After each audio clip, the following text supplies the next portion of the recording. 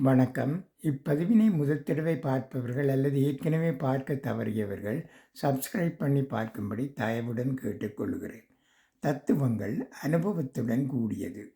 நீதானே அறிவாளி, மற்றவரின் பேச்சைக் கேட்டாலும் அதை அப்படியே செய்யாதே. அடிமைகள் அப்படி செய்யும். உன் அறிவுக்கு அது சரியா வருமா என்று யோசி. அதில் ஏதாவது செய்தால் அதைவிட சிறப்பாக செய்ய முடியுமா என்று யோசி. நம் குணம். உன் அருகில் உள்ளதை அதிகம் உதாசீனப்படுத்துகிறாயோ, அது உன்னை விட்டு போன பின்பு அதன் அருமை உணர்ந்து மீண்டும் அது கிடைக்காமல் வருத்தப்படுவாய். இழந்தது நிறைய உண்டு.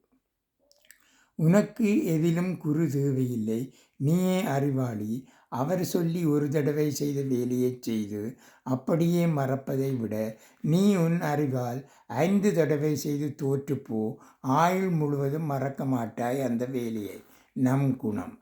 நன்றி, வணக்கம்.